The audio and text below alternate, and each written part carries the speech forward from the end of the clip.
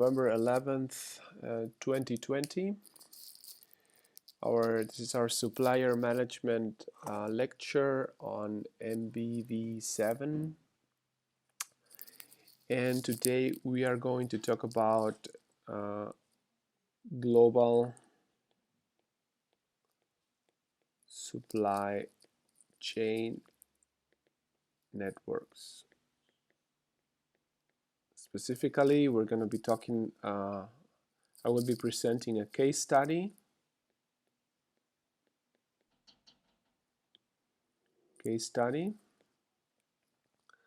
Of a Michigan-based company producing and assembling windshields, wipers, Frontscheibenwischer, okay, für die Automobilindustrie, windshield wipers for cars, okay. So Michigan-based company producing windshield wipers. And I will be deploying today the current state of the global supply chain network. Okay, the current state.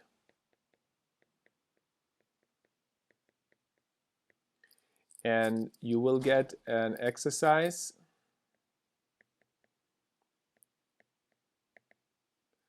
for the exam to deploy an ideal state.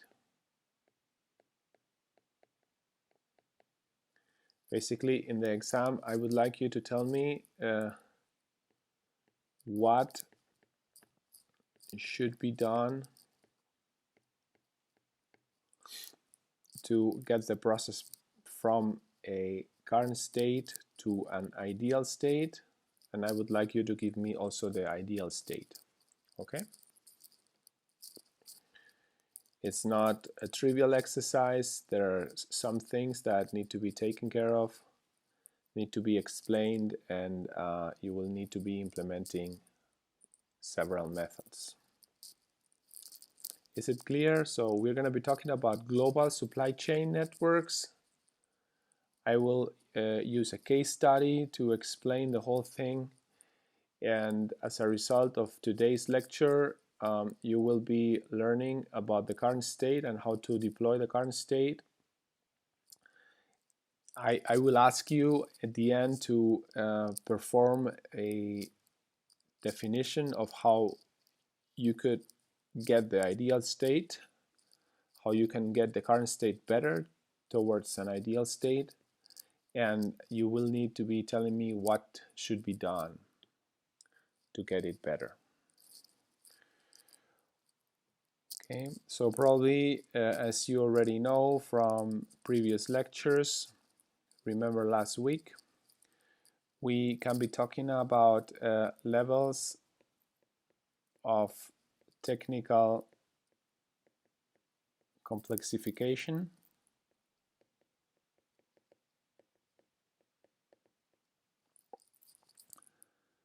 Would be the vertical level that we saw last week. The first level would be the machine.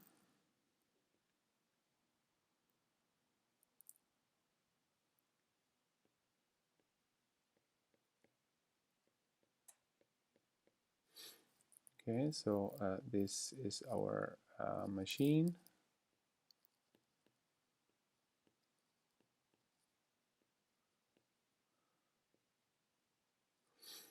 And let me make it pretty.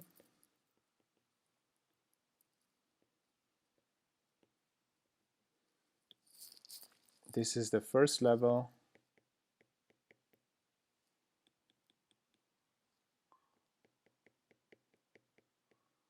Complexity. You can go within the machine, and within the machines you find a bunch of sensors. it is worth it is worth saying that at any level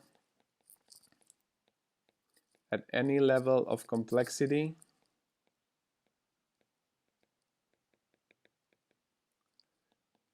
there is a network within. Okay, so in the machine you can find, I mean, you could go forward and you can go into the sensors, into parts of the machine, okay, but I will leave it like that. Okay, you can go into a motor. Within the motor you find sensors, which are again can be broken into more parts and so on and so forth. Okay, so but we will start at the machine level.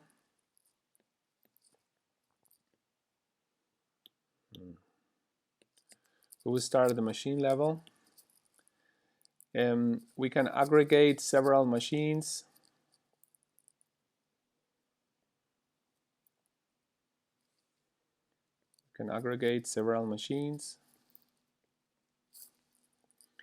Into what we have called a value stream.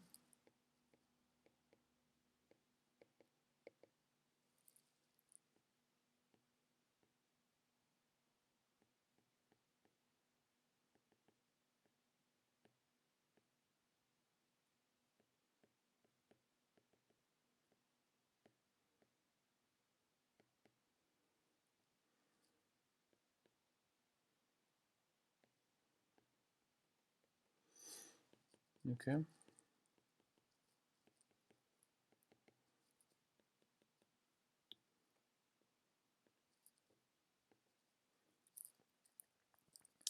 So we have the machine, we have several machines put together into a value stream.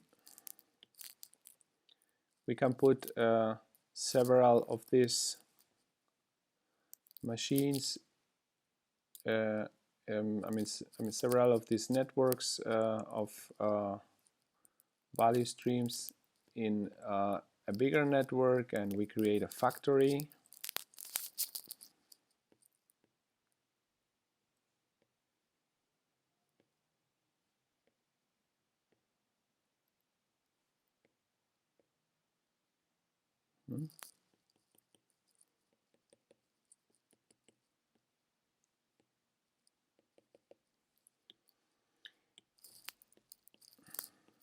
Factory.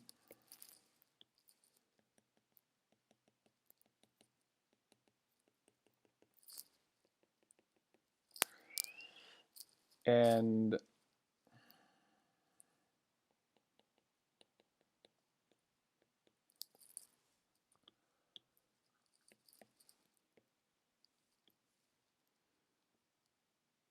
factory can be put also together in context within a supply chain.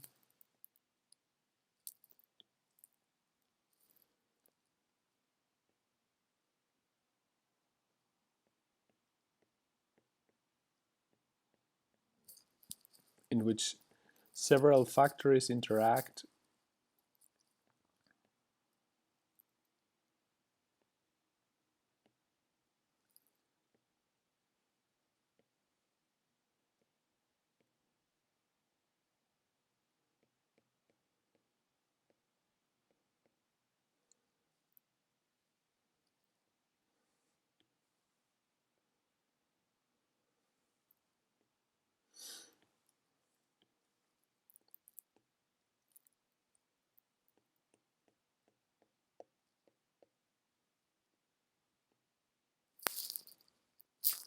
Okay, and as usual, all this can be put as a network.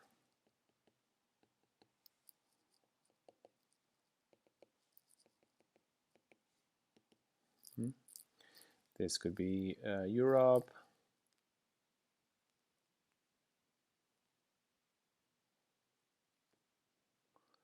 And this could be America,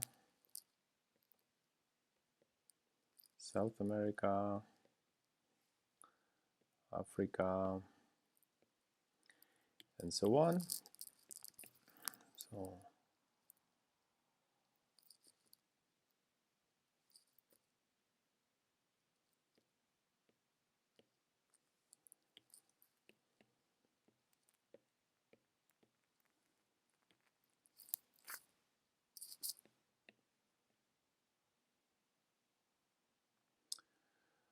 okay, so basically what we're talking about here is this is a supply chain.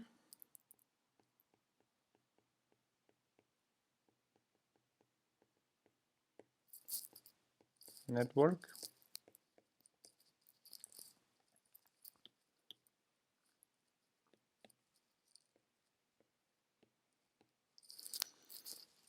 And what we're talking about here today is at this level, okay?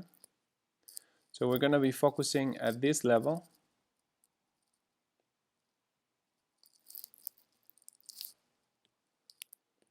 Looking at the whole today's lecture, today's material, today's focus is going to be on global supply chain networks.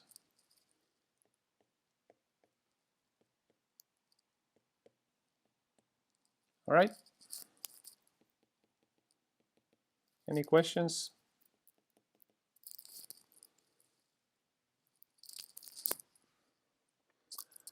Any questions so far, please?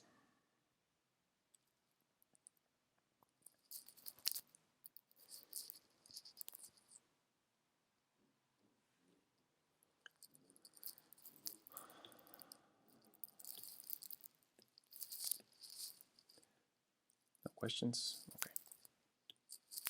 Well, a gentle reminder of how to describe value streams and processes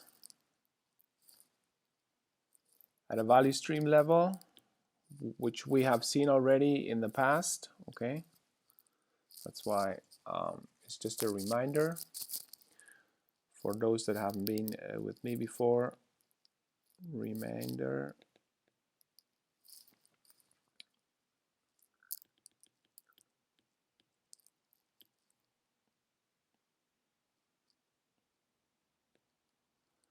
Little book.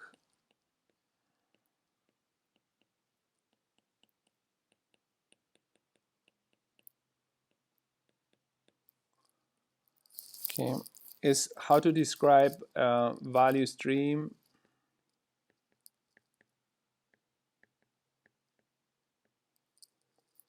value streams at a factory level or at a value stream level. We have done this in the past, as I said, a vertical line, horizontal line, then we put a list of the process owners,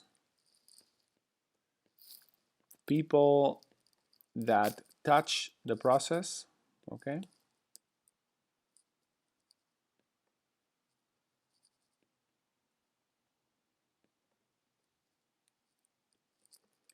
Those are process owners. Whoever touches material or information throughout the process is going to be dubbed a process owner. This is the first element. The second element are process steps.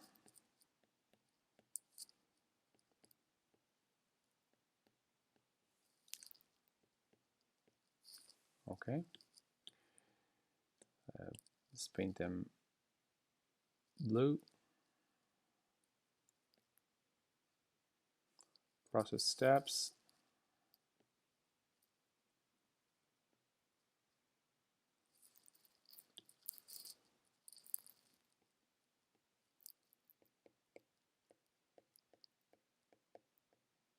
The actions actually performed throughout the process.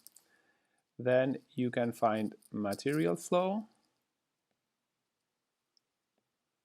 usually, okay? This is material flow.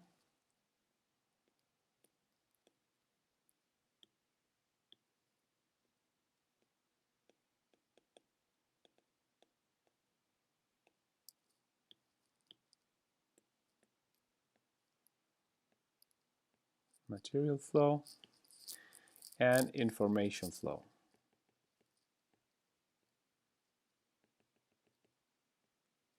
Usually going backwards.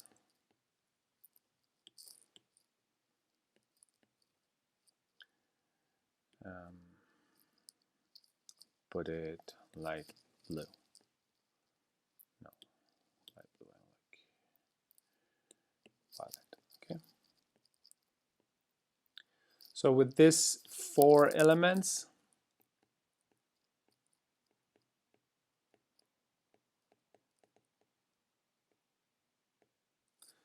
usually we can process owner,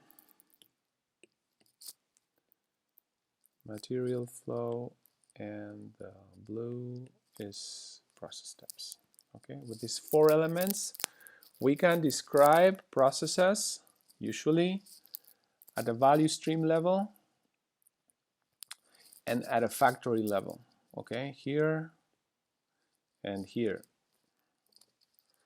But it turns out that this method is difficult to scale when dealing with supply chain networks, because we need more information. That's why we're going to learn today a new method to do this, to perform this. Okay? Value streams or factories.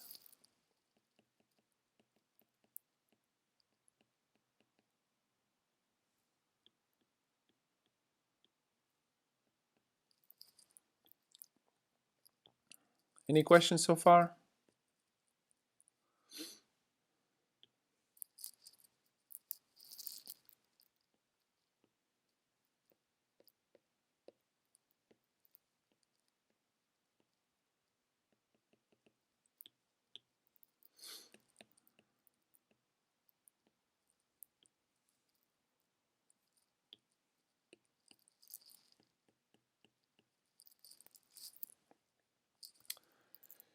All right.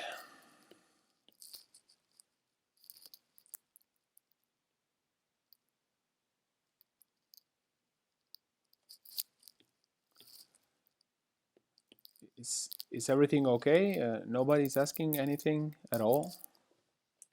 Alles in Ordnung? Habt ihr überhaupt gar keine Fragen?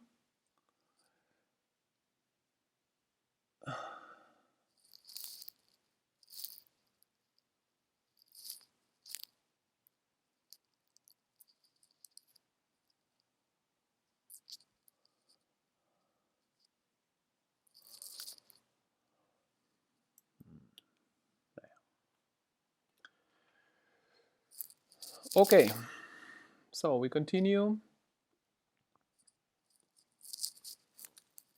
with our case study.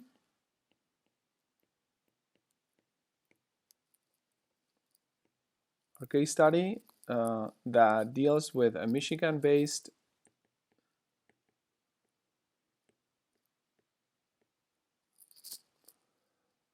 windshield wiper process.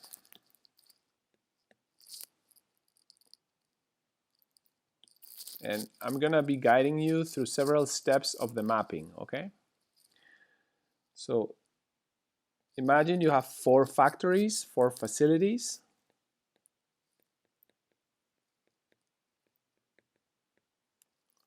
The first thing you need is to map the process. Map the current state. And for these, you need 1 or 2 or 3 one value stream team with at least 1 responsible for each facility. Okay. In our case, we have 4. Need to be careful with the representation so that later on it can be understood. So here the first thing is that we map the current state and we describe our value stream team. Okay. So a very rough helicopter satellite view of the process would be something like this. We have our first facility, which is called Michigan Steel.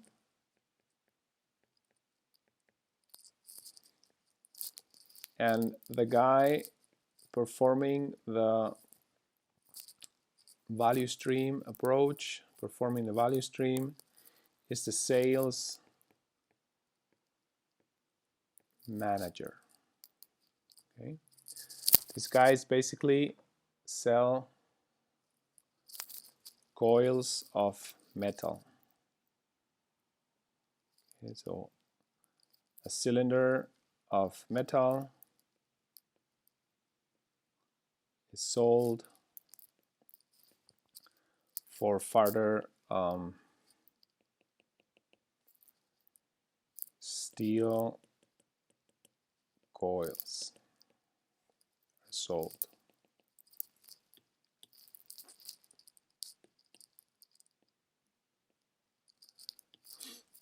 Okay.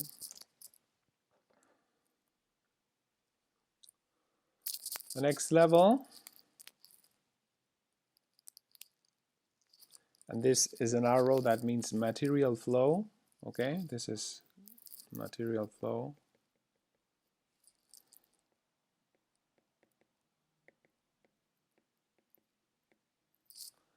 The next level is called, or the next factory,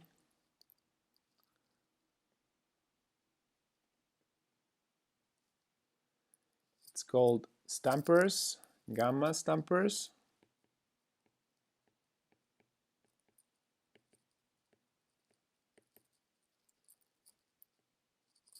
They take the coil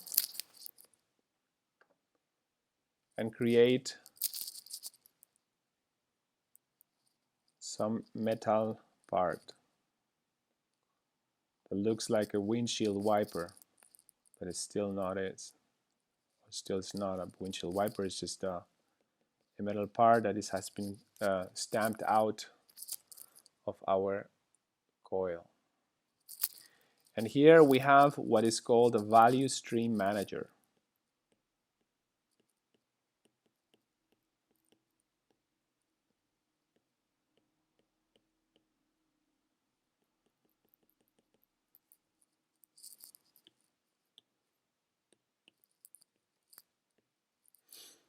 Okay.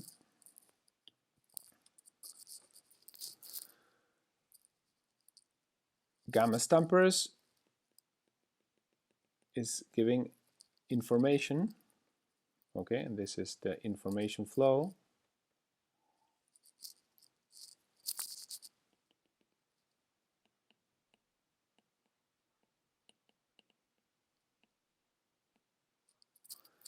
To Michigan Steel about their demand and stuff like that. So after creating the metal part that is going to be the backbone of the wiper, then we have beta wipers. Those who really create the wiper, beta wipers. Okay, and here we have 2 people, a line manager and a plant manager.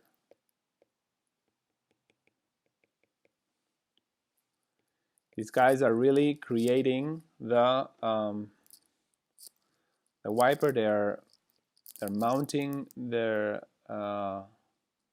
rubber on it so that later on can be wiped. It can perform the function of wiping and stuff. Okay. So from here we have already a windshield wiper.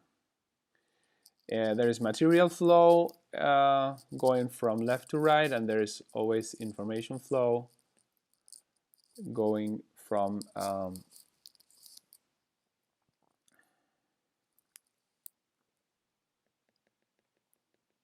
right to left. After beta wipers, we have alpha motors,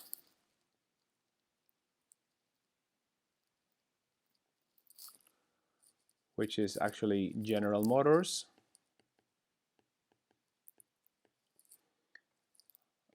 Who is a supplier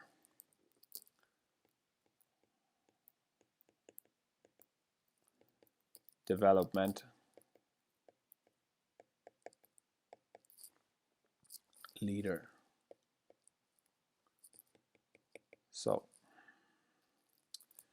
there is again information flow here going on, and information flow going on all the way. Okay. Here the wipers are mounted in the car. So here we have a windshield, and the wipers are being assembled.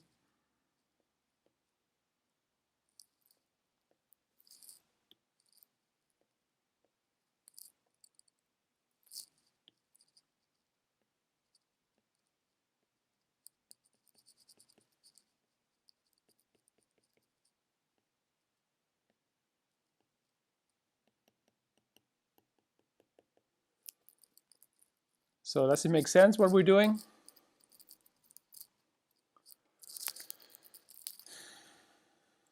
It's a very rough, very high level description of the process.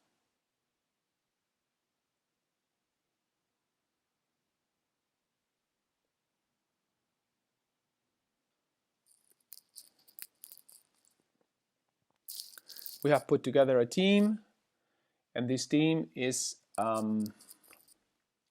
responsible for creating a whole global value stream. They're going to be visiting each other, they're going to be going through the facilities and walking around, mapping the current state of the process.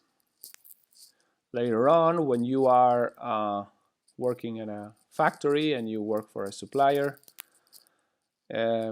supplier management department, you might be doing this, visiting your suppliers and trying to figure out how to get them better. In an ideal state, you do that by creating synergies that help them get better too, not just pressuring them on cost. Okay.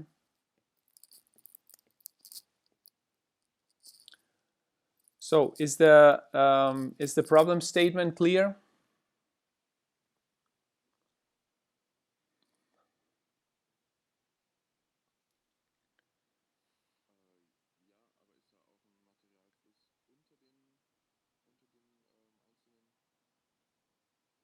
Wo?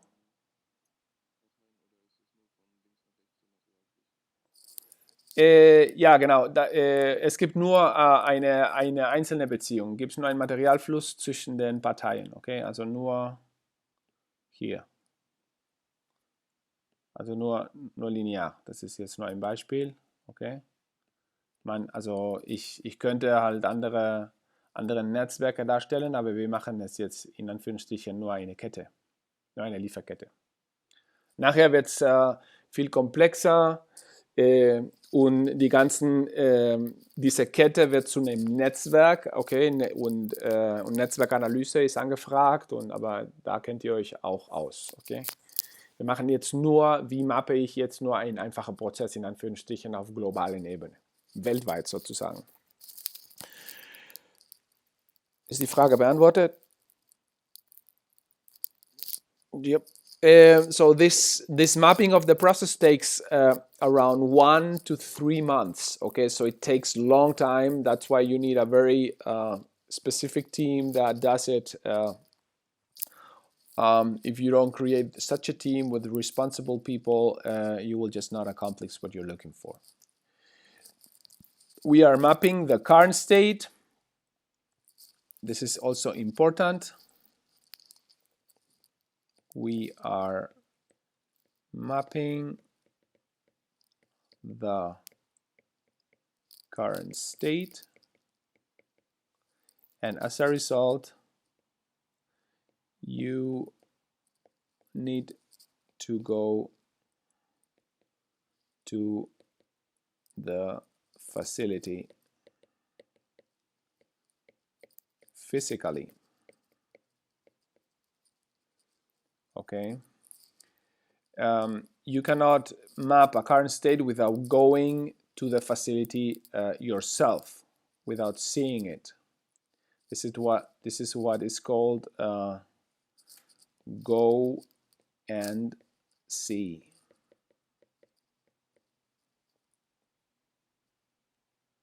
I translate it by go, so walk, and see. Never forget, when you are mapping a process, do go and see. Otherwise, you're mapping shit. You're doing nothing, okay? Without mapping the real process, you're not going to be performing anything at all. You will just be mapping something that somebody told you that would be. Go and see and look for yourself, because whatever they tell you is just not going to be the full reality right now. Okay, this is super important. You need to perform a check yourself. Never trust what is in the books. Never trust whatever they tell you. Go and see it for yourself. Okay. Questions?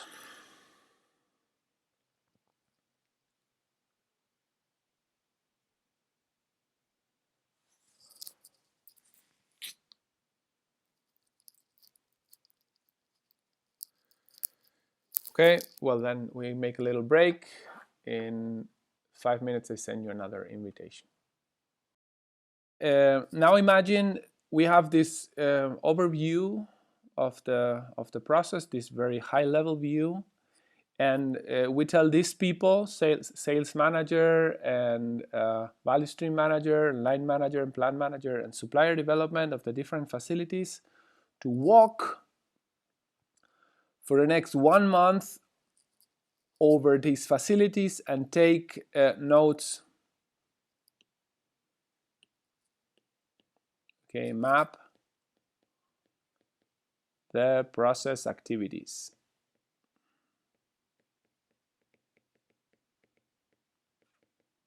This takes around 1 month, roughly, usually in different countries, in Mexico, in sometimes you go to China and stuff like that. Okay, so.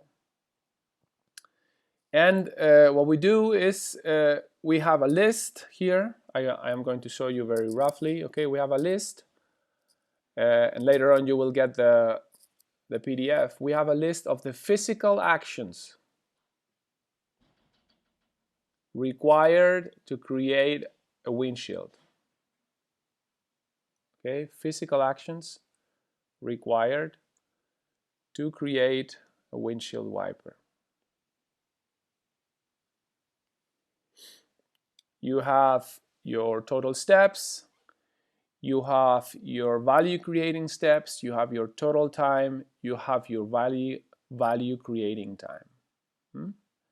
And then we go from raw materials in the supplier of Michigan Steel in Dearborn Heights, Michigan, from loading the coils for twice weekly direct ship, which takes 10 minutes, Then there is a transport link, number 1 of a direct ship truck to Tonawanda in New Jersey of 500 miles, takes around 8 hours. Then there is a second tier supplier, which is gamma stamping, also in Tonawanda in New York.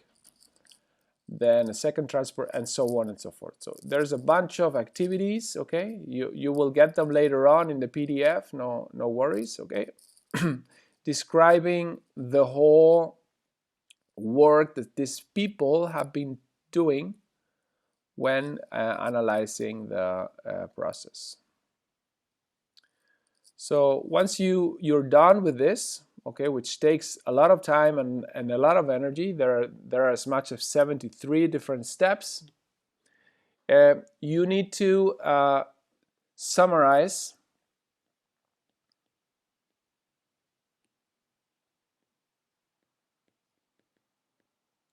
the information so that of the physical action, so that we have something we can measure, okay?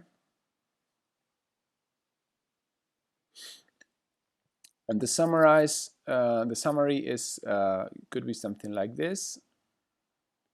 You can later on you can go and double check that this information is correct with the list. We have a total of steps, number of steps of 73. We have value creating steps,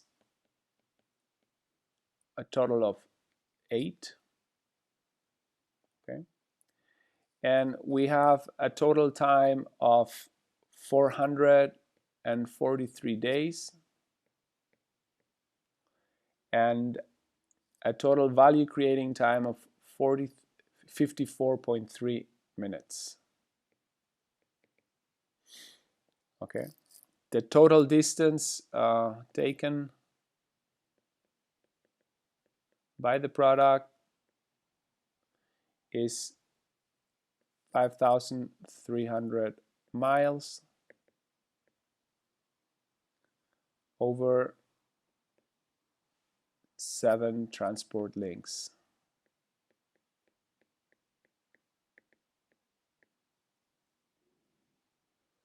So you can say out of 443 days, which is more than 1 year, only 55 minutes are value creating for the customer. This is not really very performing, right? So we have our summary, okay, which is already creating value. But now we want to create something that actually managers can act on, okay? And what we're going to be doing is we're going to be creating a current value stream, which is going to be our product today. So imagine you're one of these guys, these companies, and you are asked to go and see all the facilities. You take notes and you discuss and stuff like that, and you measure the car company State Street assembly plant, so the last Alpha Motors in New Jersey. The step 62 formally receive the goods, step 63 convey to storage area, step 64 store awaiting need, 65, 66, you know, the whole process is just described in a lot of detail. In the end, you get a summary that looks roughly like this. And it's not doing well, so there's a need for improvement. Any questions?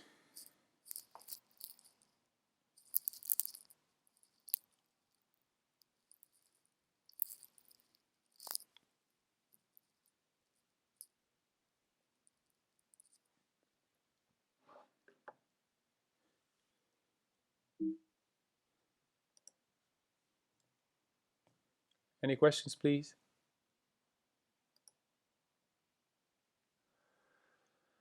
So when we create a map,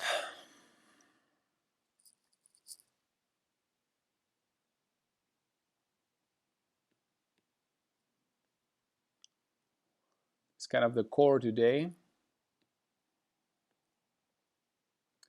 Let me double check if I have enough room. Okay, I'm going to go to the next page to make sure I have enough room. Okay. When we create a map, the first thing we do is we take a piece of paper. We do it on paper, not on a computer. So you make sure you take a piece of paper.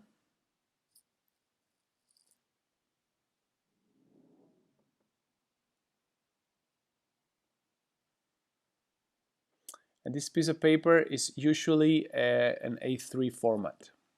Okay, so this is usually A3.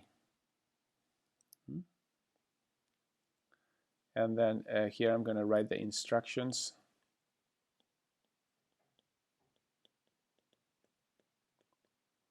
To create a current state.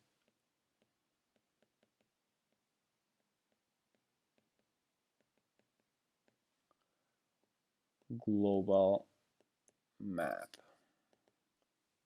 So the first thing you do is you start with a customer.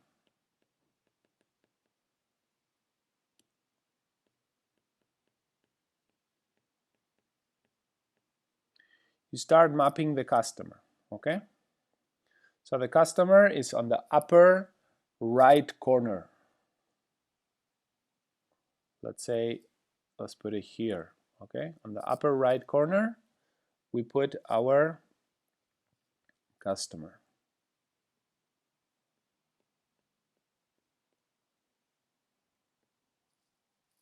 And our customer is some guy called Alpha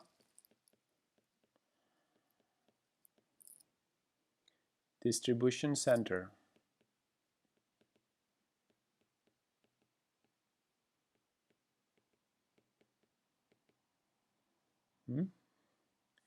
It's these guys are in Cleveland, in Ohio, and their demand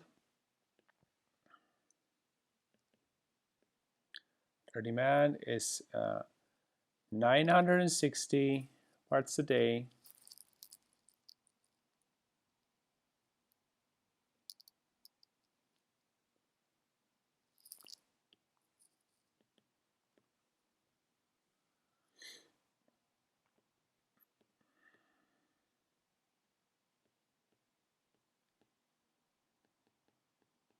Demand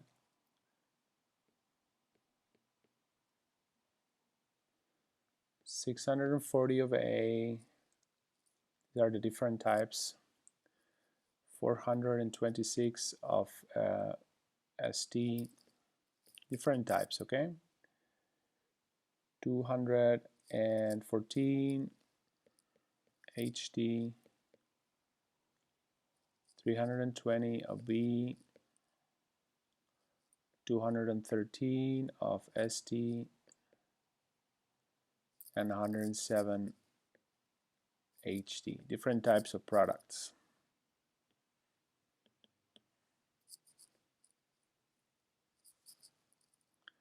This is our customer.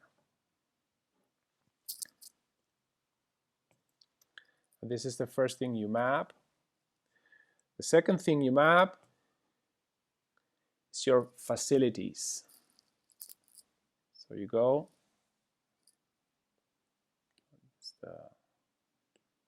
The first step. Second step is you map your facilities and suppliers.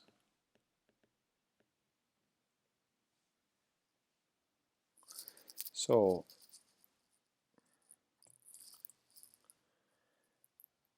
the first facility we're going to be mapping is the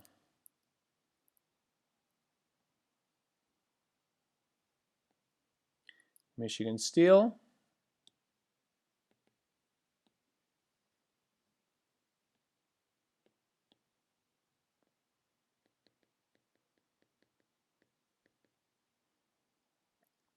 Steel Service Company, which is in Dearborn Heights,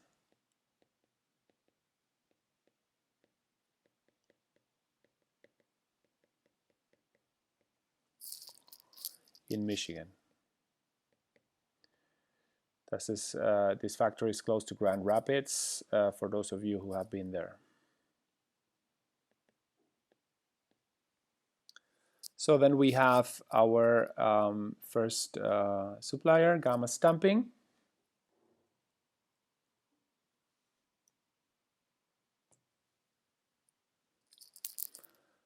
Here.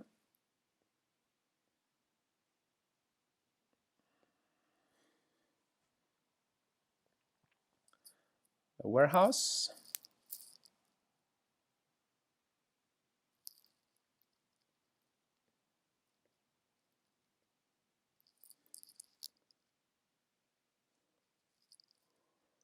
Then we have an assembly of beta wipers.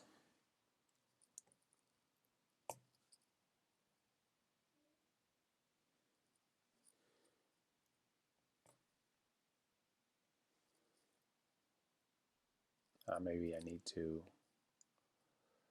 do it more close together.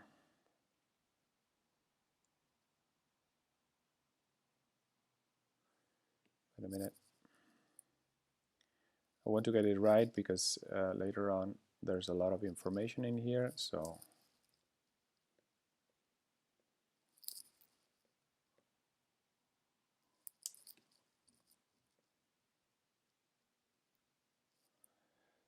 here's the crossdock, the warehouse, the crossdock,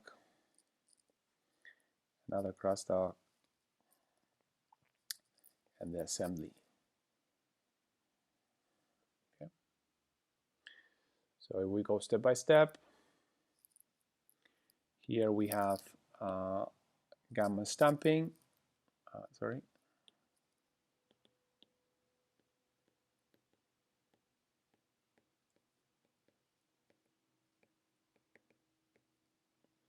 Stamping, this is in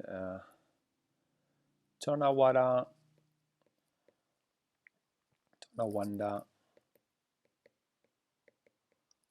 New York. Then the Beta Wipers warehouse.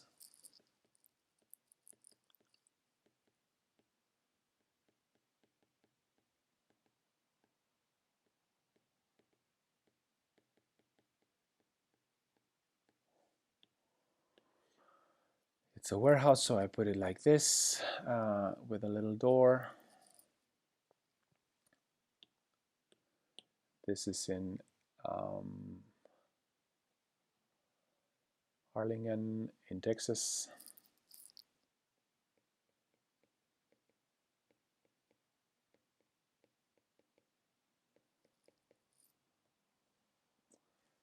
Then we continue with our Beta Wipers assembly in Mexico.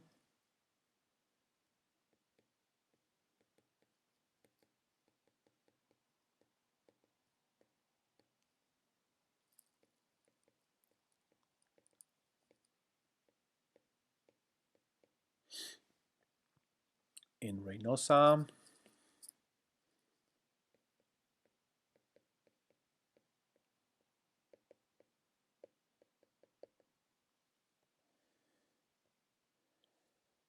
Mexico. Then we continue with our crossdock facility. So this is an Alpha Motors crossdock.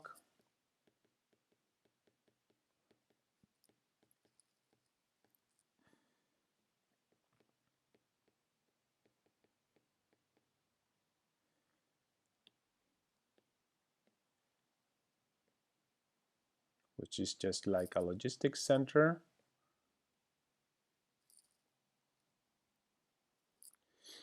And this is in Harlingen, Texas again. Harlingen.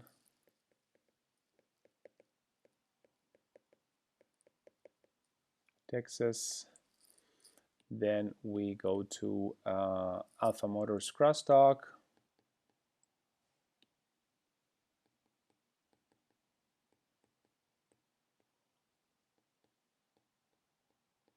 Like a logistics center again.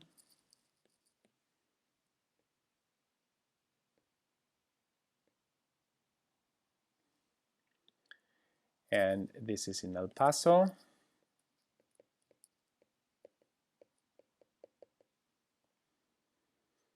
And the last step is in Alpha Motors assembly.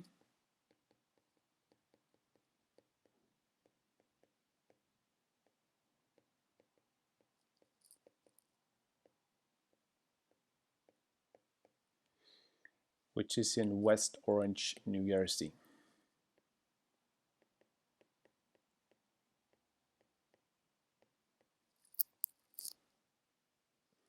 So you see we're moving from Ohio, where the final distribution center is, we're moving from Michigan to New York, from New York to Texas, from Texas to Mexico, from Mexico to Texas again, and from Texas to New Jersey.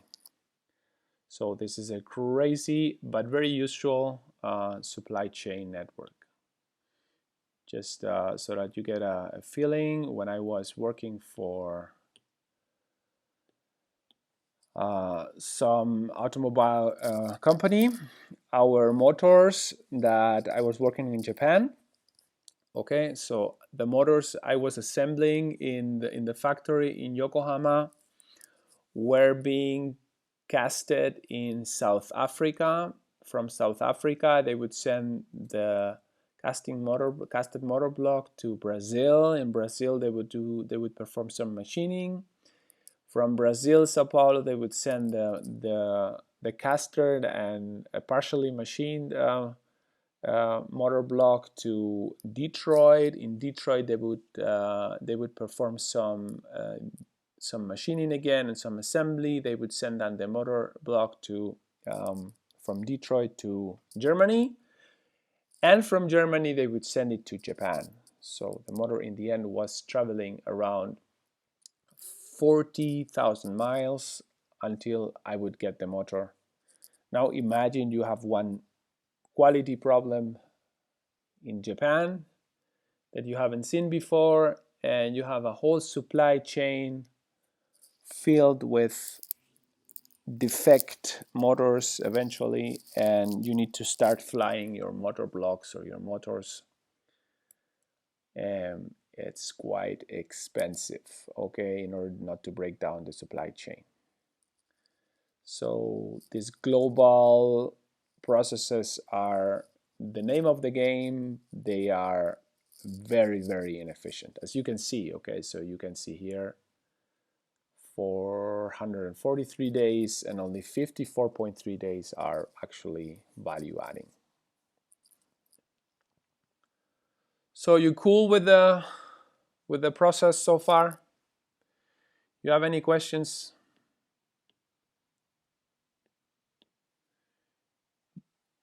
Please feel free to ask.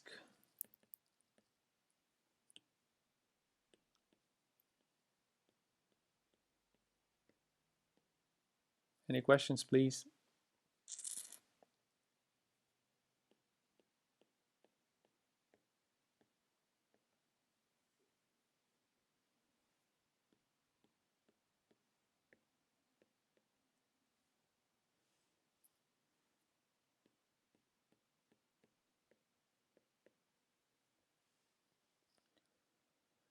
Okay, no feedback, no nothing.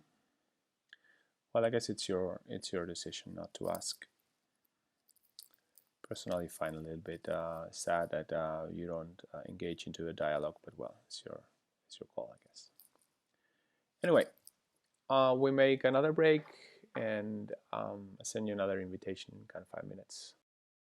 The next step is, after we have roughly mapped the facilities and suppliers, the third step is to make a detailed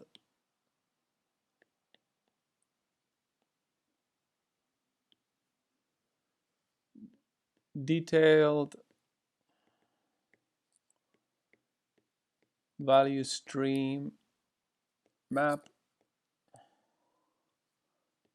of each facility. And this is what we have done up here, all the way up here with our here. Okay, so this is what we do when we perform a value stream or factory value stream. So what we already knew, we perform a detailed value stream map of each facility in order to get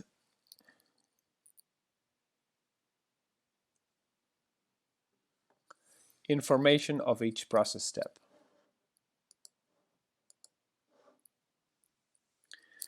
Okay, detailed information of each process step. So what we do is here, we start by measuring the inventory in raw material, maybe a smaller font, the raw material inventory, short RM, equals 336 hours. The work in progress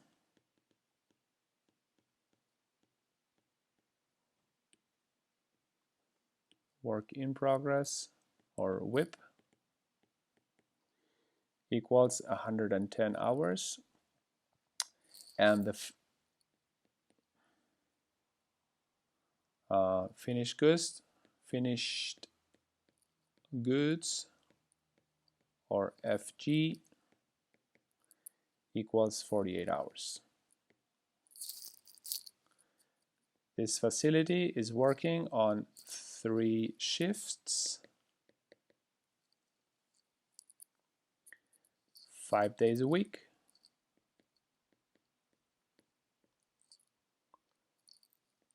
Our EPI, you already know what this is 3 days, and the defects are 2,000 parts per million. If you don't know any of these concepts, please visit my website and the videos of the previous lectures. I believe Irena, you're new here in this group, so if you have questions of what EPI means specifically here, you can contact me, okay? The rest of the class should know what EPI means. It means every part, every interval. So we have some data also of the beta wipers.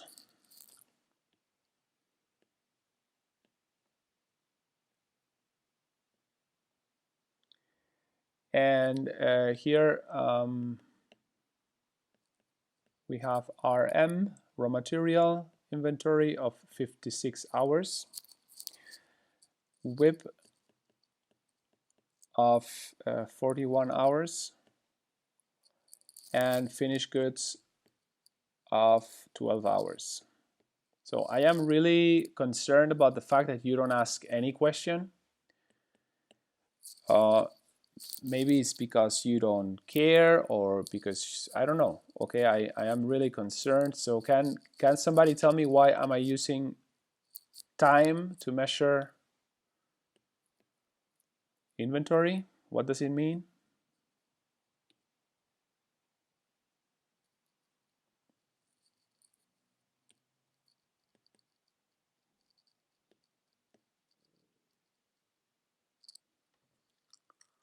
Hello?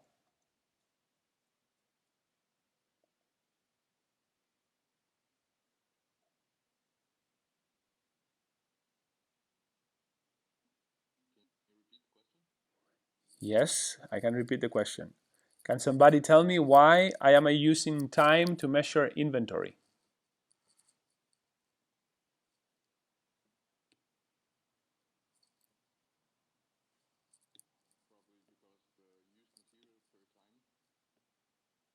No.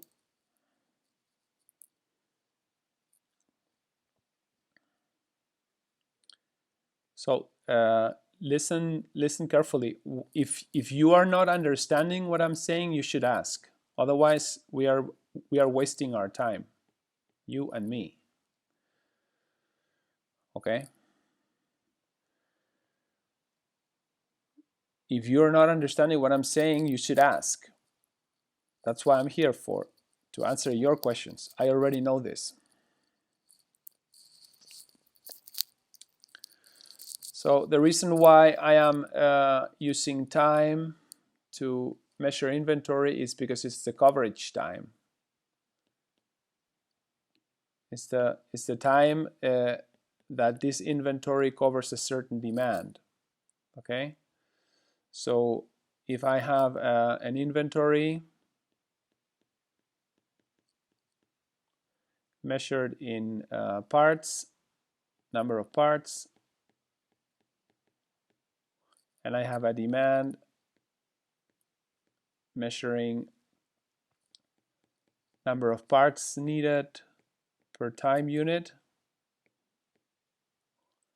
the coverage that this inventory allows me is the inventory divided by the demand, giving time measure.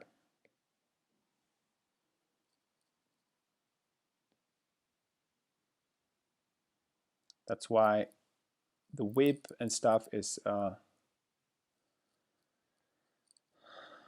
in German this is called Reichweite. Okay. I would not like to see you having trouble with the exam so late in your studies. So please make sure you understand what I'm saying, and if you don't understand, ask. Factory is working on 2 shifts, is working 5 days a week. It has an EPI of 1 day. So every day is producing all the parts needed by the customer and has a defects rate of 400 ppm, parts per million.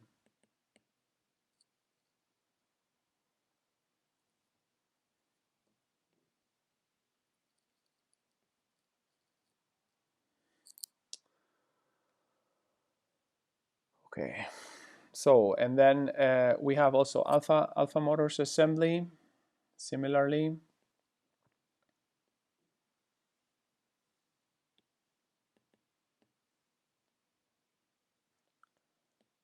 RM is 50 hours. WIP is just 2 hours, which could be a problem. Finished goods is 14 hours.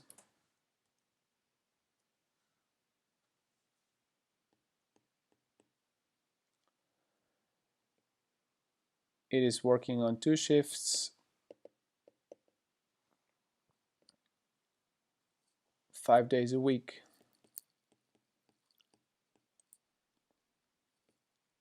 And the EPI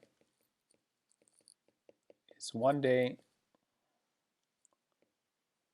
Defects are 5 ppm. Okay.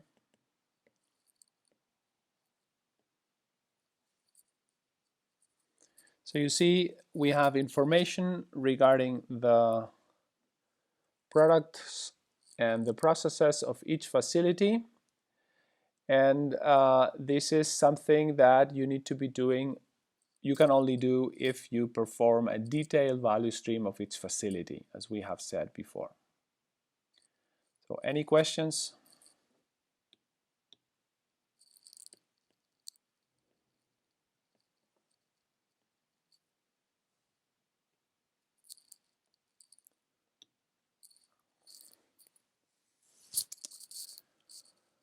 Okay. Next thing is what we do is we deploy something called a quality screen.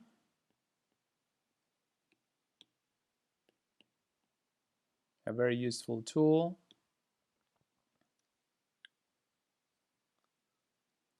That helps us visualize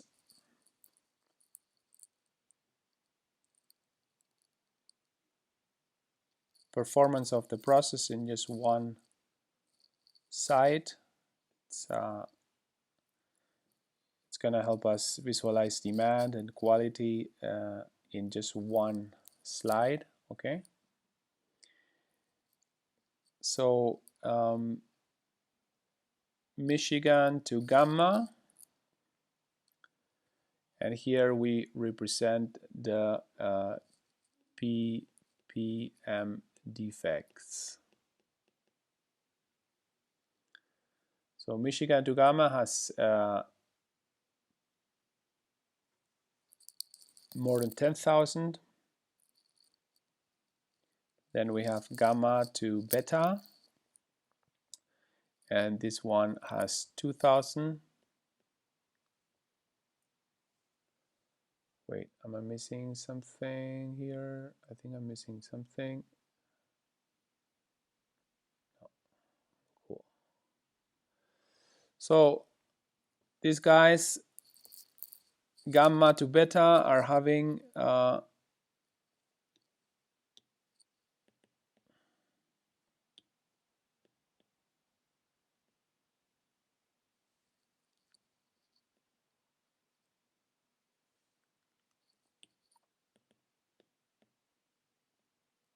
2,000 ppms, as we have seen here. Okay. So we have 2,000 ppms. These guys, Michigan to Gamma, we have not seen it, but they have more than 10,000. Okay. Then Beta to Alpha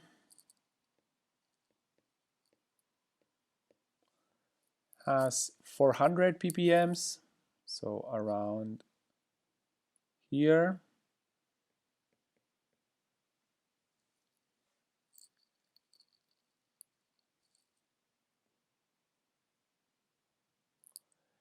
And Alpha to the distribution center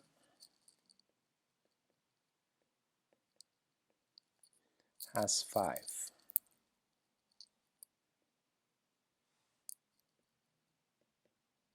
So this is what is called a quality screen. This is something that is very useful when communicating information to managers. Okay, you see just in one chart we see how the quality is improving as we get closer to the customer, and the reason for this is that variability is increasing as we go away from the customer. You might recall in the third semester we looked at the bullwhip effect with the beer game. This is exactly the same thing going on. Any questions?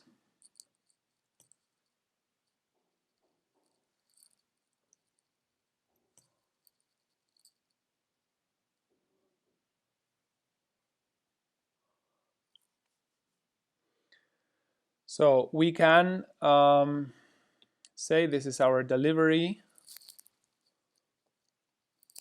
Okay. This is our quality, sorry, this is our quality screen measured in ppm, but actually we can use the other axis here on the right to also measure the percentage of defective deliveries.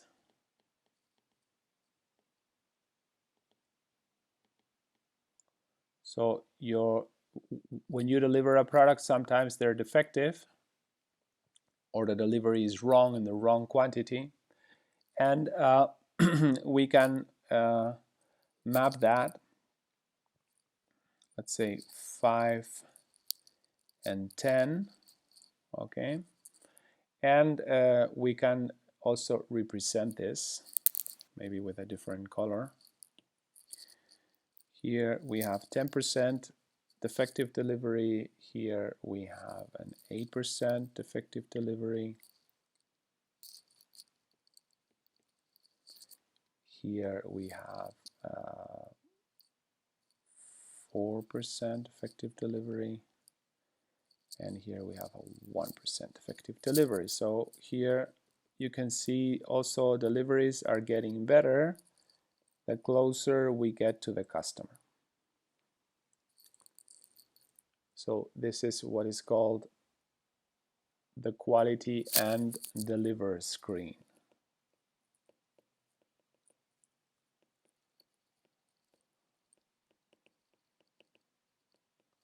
Delivery in percentage of wrong deliveries, and after performing the quality screen, what we do is we perform we introduce the delivery screen.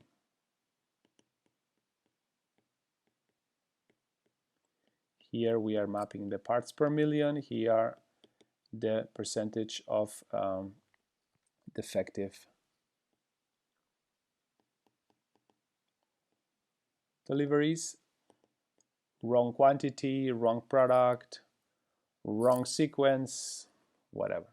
Okay, eine Art Liefertreue.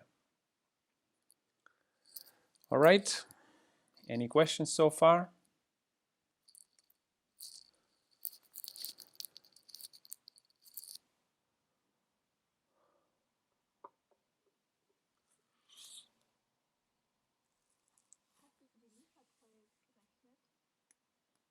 Die Liefertreue ist nicht gerechnet, es ist einfach nur eine Aufnahme. Diese Daten, diese Delivery-Raten sind halt gegeben. Okay, ich habe sie nicht gerechnet, wir müssen sie aufnehmen.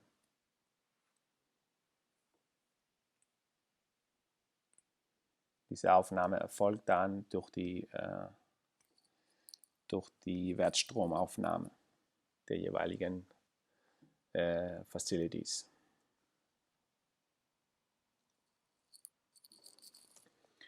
So we have a list of the activities performed here, 73 steps. We have 73 steps. We have 8 value creating steps, and now we are going to perform the 6th step here.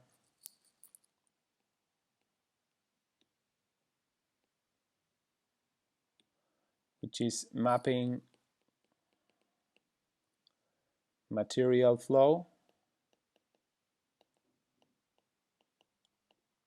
Mapping material flow. Okay. So the first thing is we transport. This data is up there in the list you're going to be provided. We perform twice a week.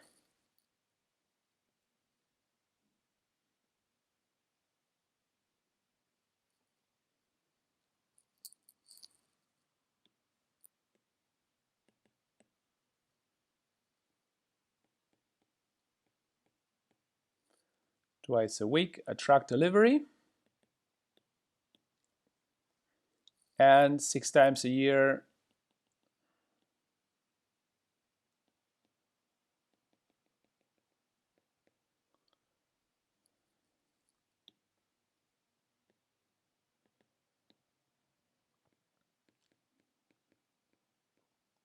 we need to adjust our delivery further. So the data of these deliveries is given by this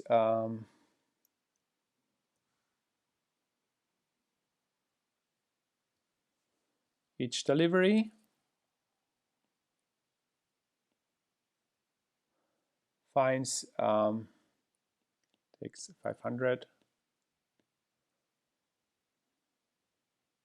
miles.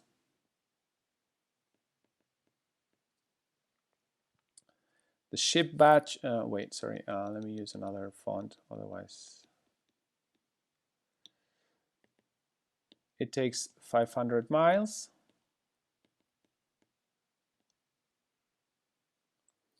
The shipping batch is 72 coils, so on each truck we have, and we have an effective percentage of 8%. Okay. As we have represented in our delivery. So this is here, this 8%. Okay. I'll put it for clarity.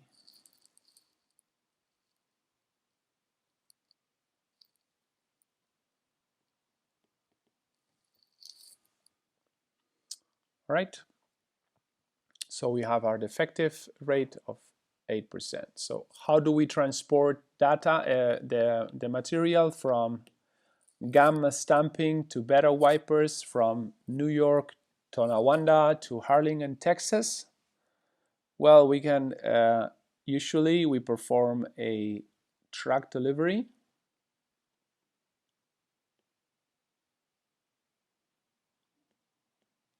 You remember how to measure what is cheaper and what not. We have done this exercise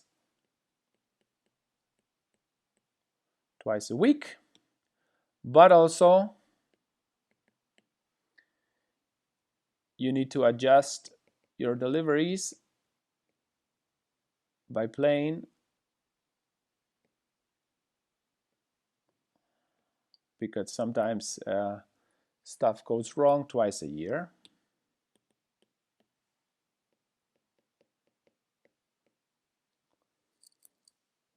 So here you travel.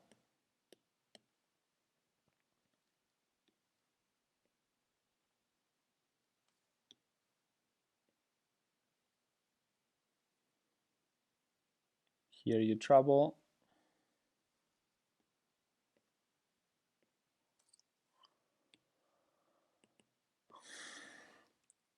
$1,500 miles. The ship batch is 36 pallets. And you have a defect rate in the delivery of 6%.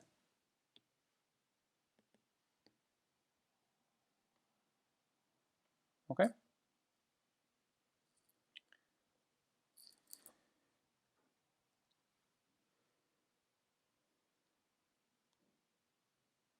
We cool, everybody?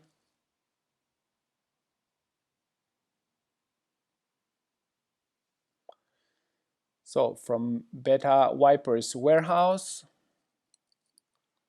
again, same thing. We perform a usual delivery through truck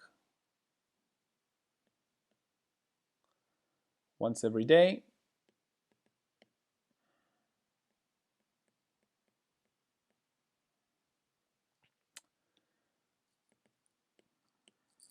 And we need to adjust 5 times a year. It's from Texas to Mexico, so it doesn't take, you don't need to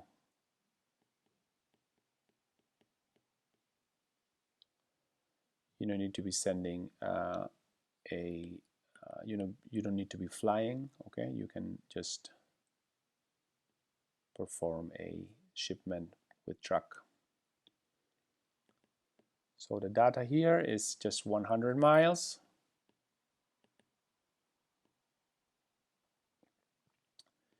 Shipping batch 12 pallets, and defective rate 6%.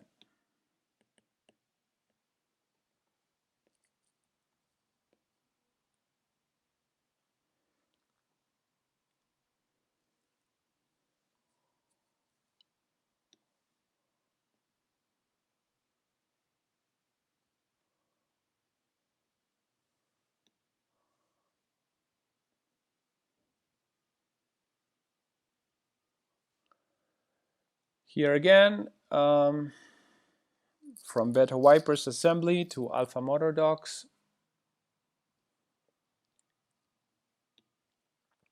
Same thing.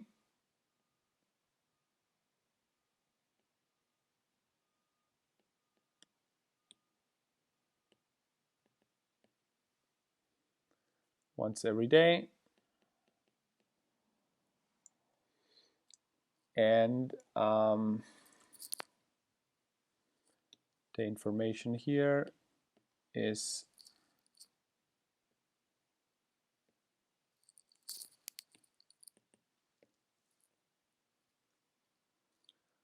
(100 miles), ship batch of 6 pallets, and defective rate 3%.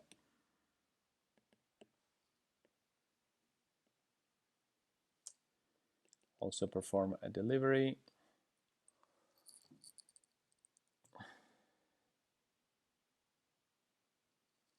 But the delivery is going to be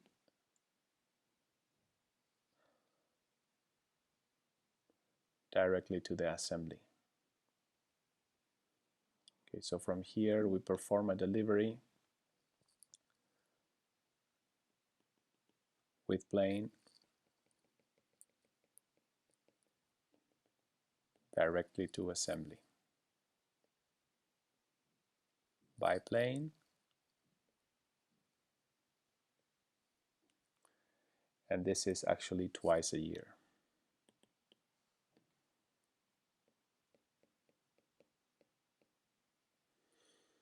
Okay. I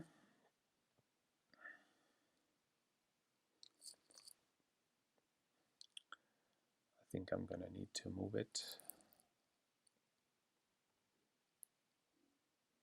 Otherwise I don't have space later.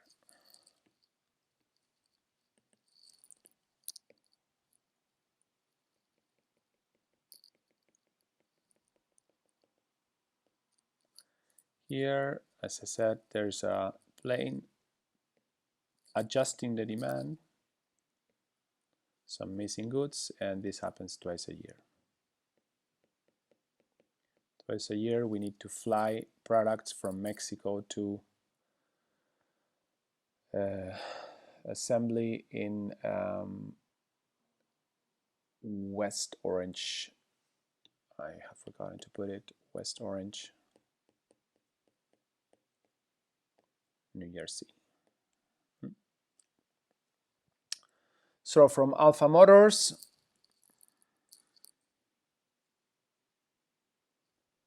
there is a from Alpha Motors crossdock. This is beta. It's not alpha, it's beta. From Beta Motors crossdock to Alpha Motors crossdock, there is again a truck delivery,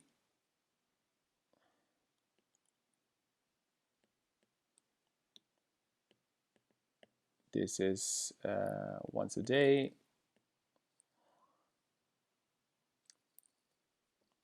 And this takes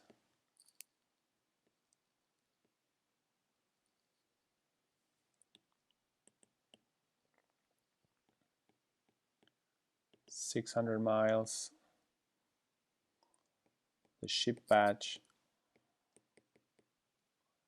6 pallets, and the effective rate 3%.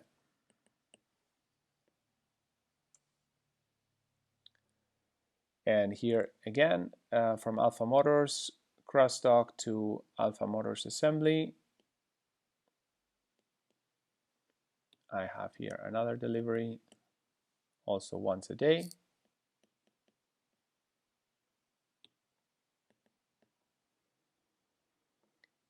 And the data is again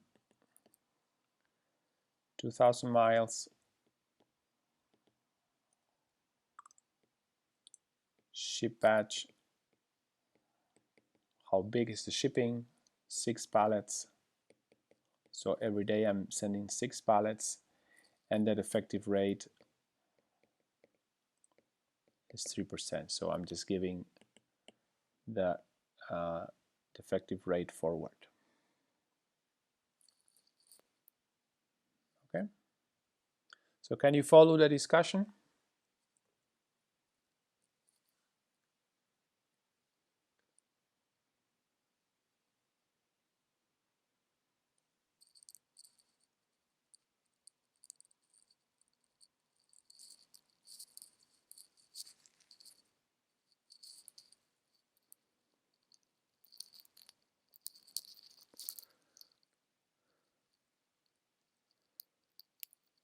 Is there any questions?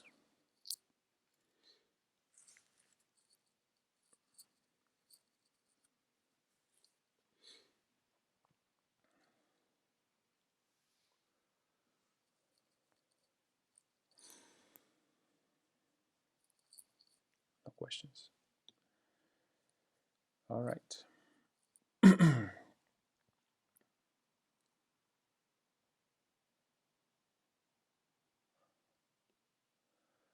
Well, then if we go here to our, wait a minute.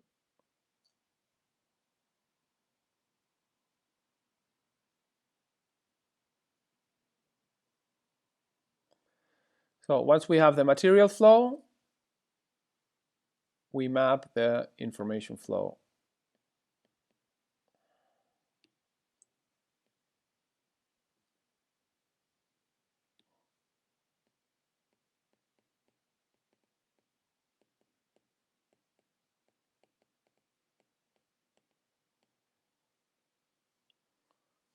Information flow.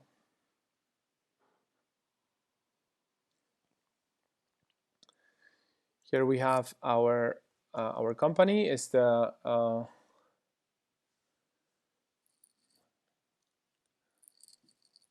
beta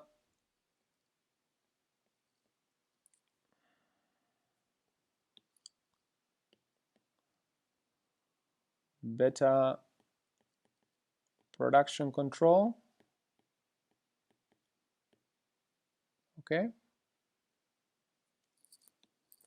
And these guys are sending, I'm going to paint it like this. These guys are sending weekly, no, weekly a information production plan once a week.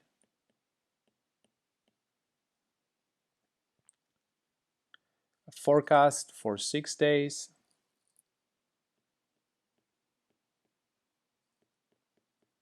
Intake of 6 days forecast.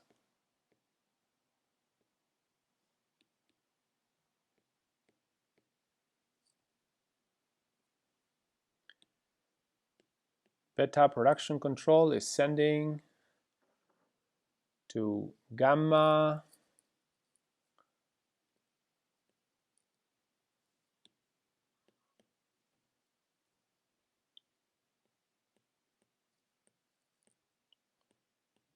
production control department, so to their supplier.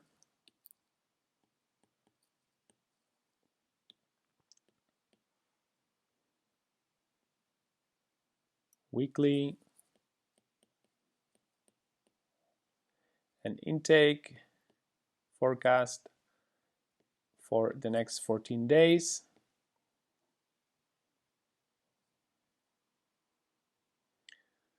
And this is being sent twice a week.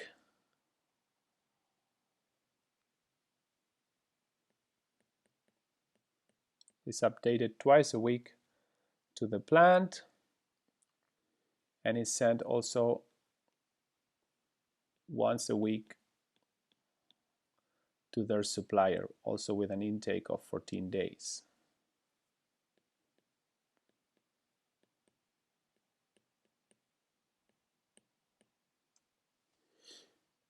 Okay. These people are also talking to each other on the phone. You can imagine what is the chaos. They're talking on the phone all the time to adjust for demand.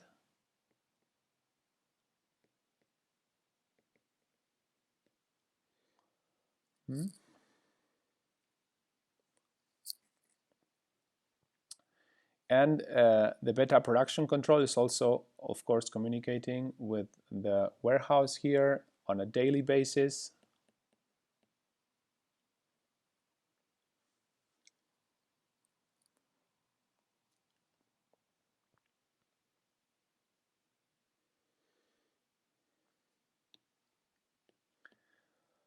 Alpha production control.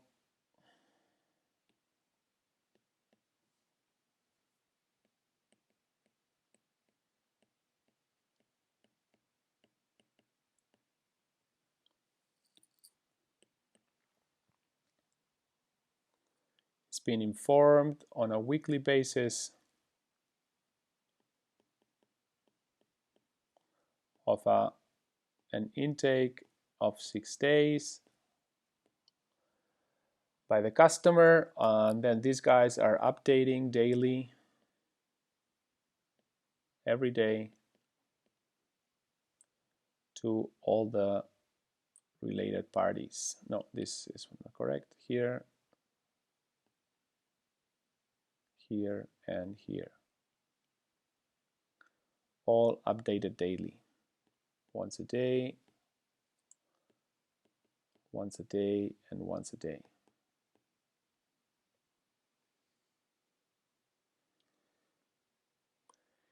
And these people are talking on the phone.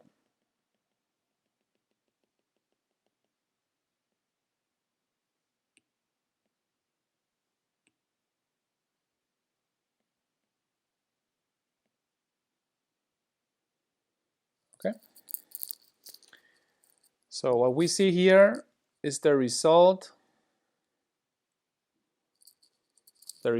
of, let's say, 3 months work of several people mapping a very complex process, not only on a global level, but also on a factory level. Okay, so each facility has been mapped in detail.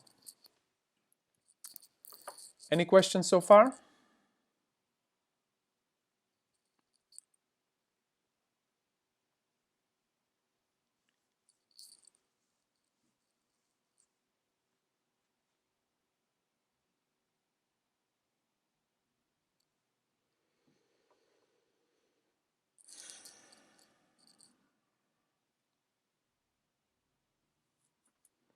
So one second tool we use here for representing the performance of such global processes, which is very useful, is the so-called demand amplification. This is number 8. Number 8 here.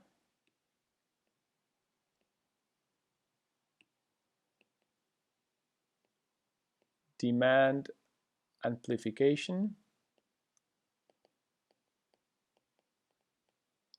chart. And this is going to be demand amplification. It's basically screening the bullwhip effect. Okay. Here we just say, okay, this is the average demand, and this is time. And for each one of the facilities, we have a curve. Okay. Here is the demand measured, of course, in wipers per day, and this is the percentage amplification.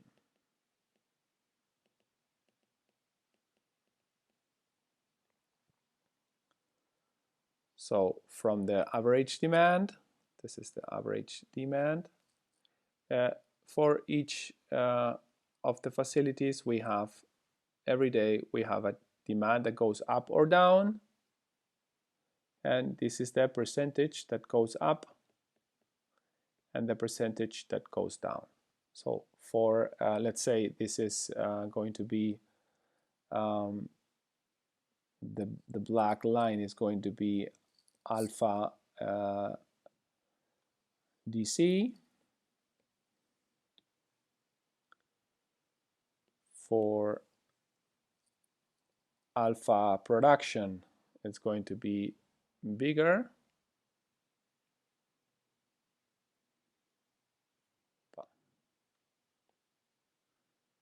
He thinks I'm erasing. Cool.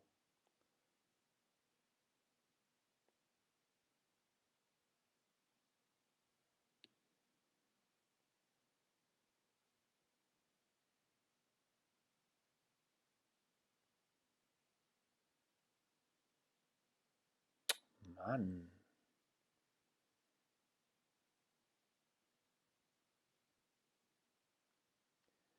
So this is for alpha production.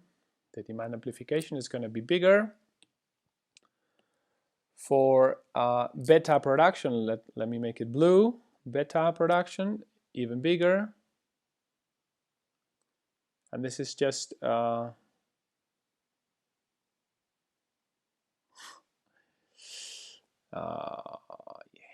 sorry, but the computer is thinking that I want to erase what I just wrote. And I don't know how to. App settings.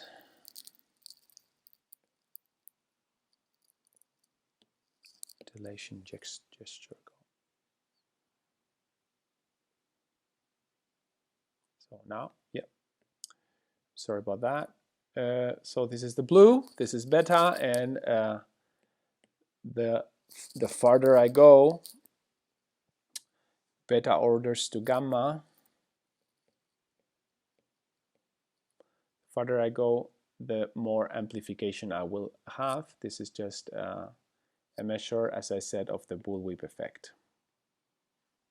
Okay. So we can summarize this chart with the demand amplification can be summarized like this.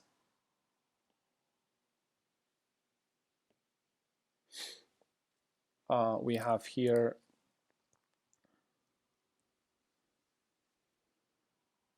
our gamma order, and has a percentage of variation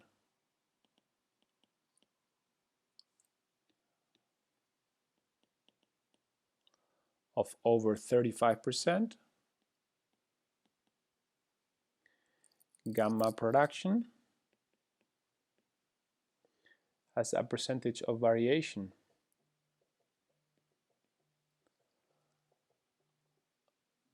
of little less than 30.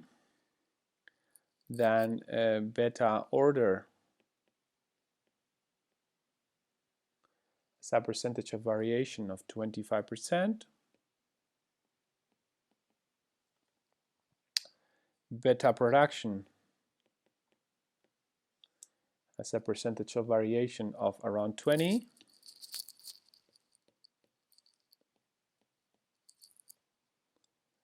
Then alpha order has a percentage of variation of 15%, and alpha production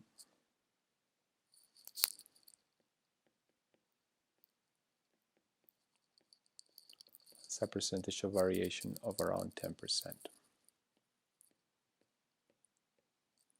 Okay, so these charts allow us to both the quality delivery screen and the demand amplification screen.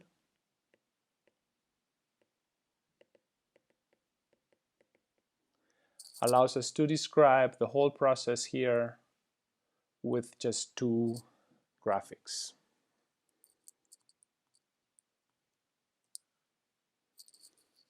Okay.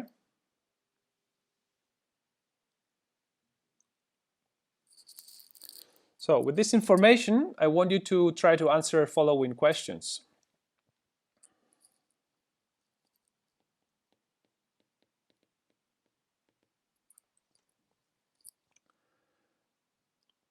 One, what is the lead time of each process step? 2, what is the total lead time? 3,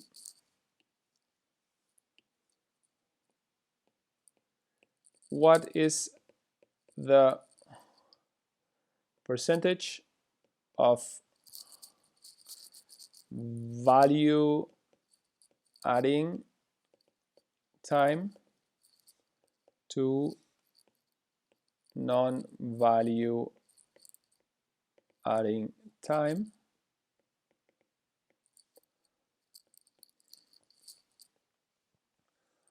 4,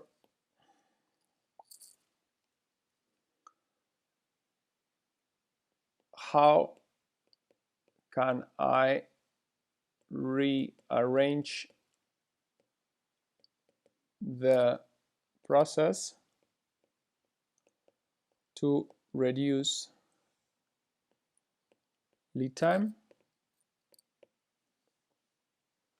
So think about pull instead of push.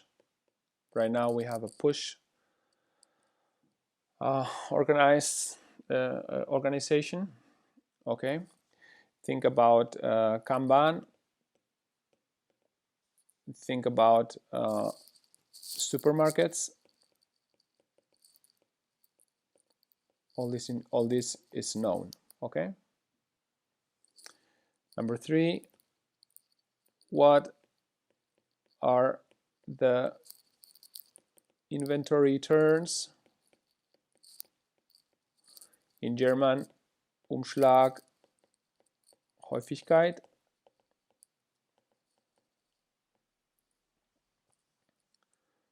For each step. Number 6,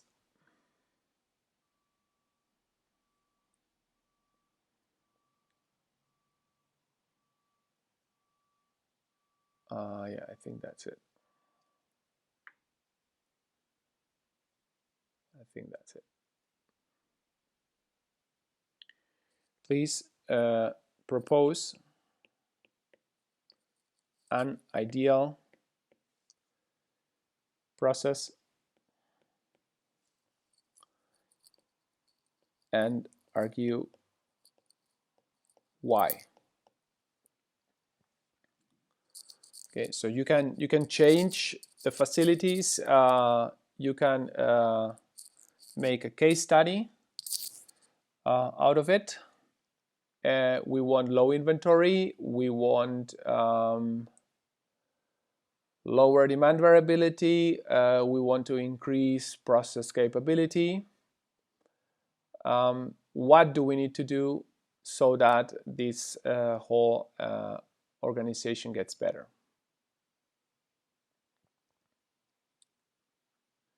And please put all this in a plan.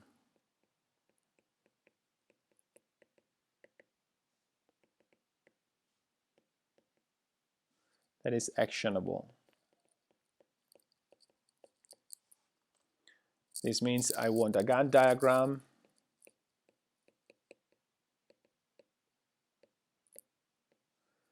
of the actions with work packages and so on. Okay.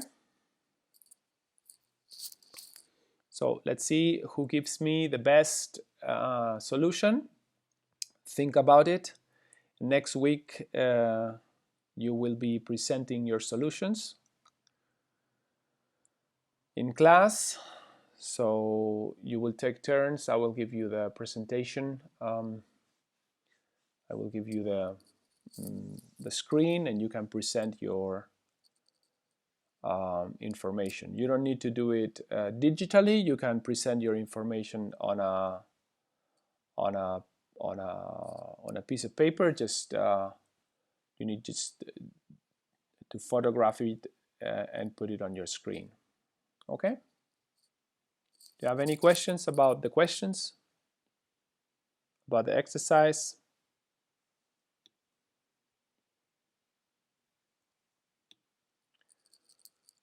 So I will be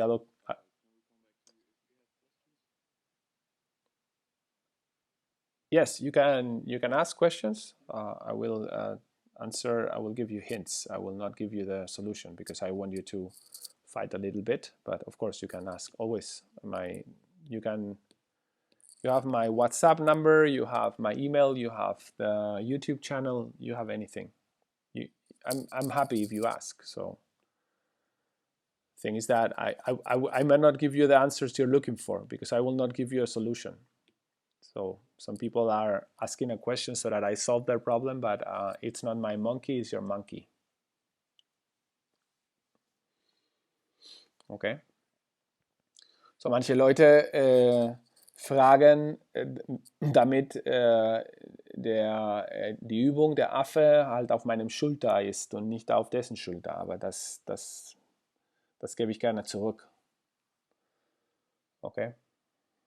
But of course you can ask. You should ask if you have questions. If something is not well understood or if maybe I forgot something, I don't know. Okay. This is something, it's not really easy, it's complex. I'm trying to convey the fact that you guys should do this on a piece of paper and not on a computer, because by drawing it you will see how difficult it is. Okay, and you might think this is something very complicated, but if you do it with a structure, if you try to repeat all the steps, then you will see that it turns into something useful. Anyway, any questions about the questions?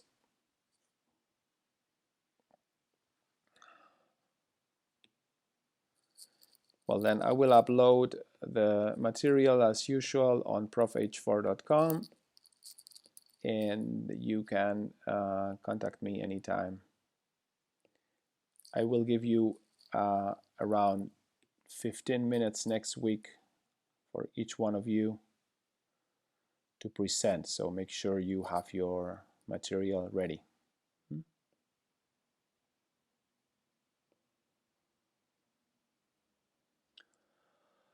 All right, well then, thank you very much and enjoy the week and be safe. Bye-bye.